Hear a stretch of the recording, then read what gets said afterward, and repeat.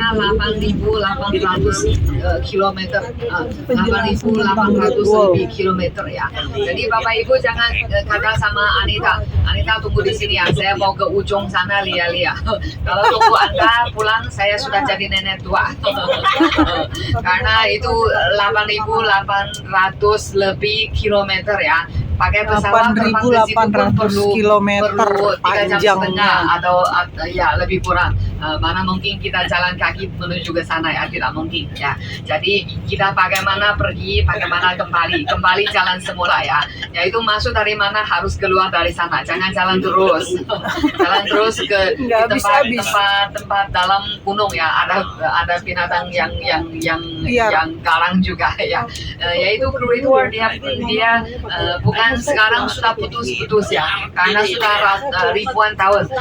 Great Wall yang sekarang kita kelihatan itu yang ratusan tahun yang lalu punya. Wajahnya rupanya yang 600 tahun yang lalu punya. Kenapa? Karena ribuan tahun yang lalu punya, waktu itu ekonomi belum maju ya. Jadi batu bata belum banyak. Waktu itu Great Wall di bahannya terdiri dari pasir lah, tanah liat lah, batu lah, dengan itu kayu lah campur-campur di dalam ya. Kalau lama-kelamaan sampai ratusan tahun yang lalu sudah Great Wall sudah ganti bahannya, disusun oleh itu batu bata yang besar sekali ya.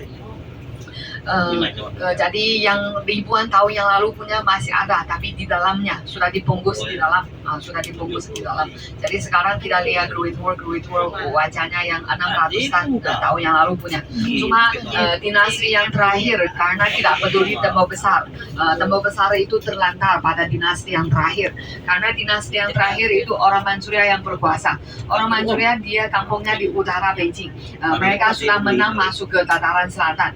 Dia tidak mau bantu suku Han pergi memperbaiki tembok besar, jadi terlantar. Jadilah Great Wall panjang, banyak tempat yang rusak, yang tinggal bekasnya saja, tidak cocok untuk pengunjung datang. Pengunjung datang itu sudah dibukari oleh pemerintah, jadi cocoklah untuk pengunjung datang ya. Jadi bukan saja satu tempat ada Great Wall. Kalau Anda dulu pernah datang ke China, datang ke tembok Cina, ada lembah, di tempat ada lembah. Jadi nanti kita pergi lihat tembok besar perlintasan Jiuquan itu sama juga. Dua tepinya gunung yang curam, gunung yang curam ya. Tengahnya ada lembah. Di lembahnya ada air juga, ada kuil, ada tempat tinggal juga ya. Untuk tentara dulu mereka tinggal di situ, sembahyang di situ, kerja di situ ya. Ada segunung lah, adalah tembok Cina ya. Tembok Cina dia ada yang tinggi, ada yang rendah. Ikut tempatnya curam enggak? Kalau tempat yang curam lebih rendah temboknya. Kalau tempat yang rendah ya, itu temboknya lebih tinggi ya. Jadi itu tangganya ya, tangganya tidak rata-rata, ada yang rendah, ada yang tinggi sekali ya. Jadi nanti kita jangan sambil lihat foto, sambil lihat HP-nya, sambil jalan, itu bahaya sekali ya, karena tangganya tidak rata, ada yang tinggi, ada yang curam, ada yang rendah, biasa saja ya. Dan batunya karena banyak orang injak, jadi dia sudah jadi lengkung, sudah jadi yang lengkung punya ya, sudah bukan yang datar punya ya. Di China masih ada satu pepatah ya, tidak sampai injak Great Wall bukan pahlawan ya. Jadi Bapak Ibu hari ini bisa jadi pahlawan ya, karena itu puisi, dari satu puisi, pepatah ini dari satu puisi, ditulis oleh Mao Zedong. Mao Zedong punya ya, dari Mao Zedong. Dia ada satu puisi, dalamnya ada satu kalimat, tidak sampai injak Great Wall. Ekornya di para laut ya, kepalanya dekat dengan pantai laut, dekat dengan laut ya. Di provinsi Hebei, dekat dengan sini. Kalau dari sini pakai bus pergi mungkin di atas gunung, itu semua tenaga binatang dengan manusia. Jadi untuk membangun tembok besar ya, banyak orang mati juga ya. Zaman dulu orang yang harus bikin tembok besar itu biasanya tentara-tentara mereka yang harus wajib lah. Mereka biasanya sebagai kepala, sebagai pembimbing. Kemudian mestilah tidak cukup. Jadilah orang yang bersalah masuk ke penjara, mereka akan terpaksa bawa ke sini untuk kerja juga. Tapi tidak cukup juga. Rakyat biasa wajib juga, umur berapa sampai berapa bisa harus wajib juga datang ke sini untuk membangun tembok besar. Ya. Jadi zaman dulu Great War itu memang banyak guna tenaga orang manusia dengan darah, dengan jiwa manusia. Ya. Tapi harusnya begitu. Kenapa? Kalau tidak begitu, nanti musuh-musuh menyerbu ke dataran selatan, mana-mana jatuh perang juga, ada orang mati juga. Ya. Kehidupannya tidak tenteram juga. Ya.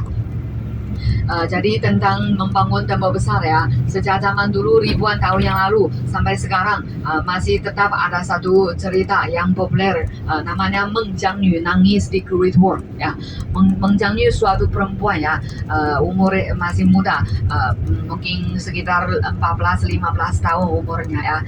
Dia suatu hari dia jalan-jalan di dalam halaman sendiri, tapi seperti kedengaran ada bunyi di dalam bonsai bawahnya.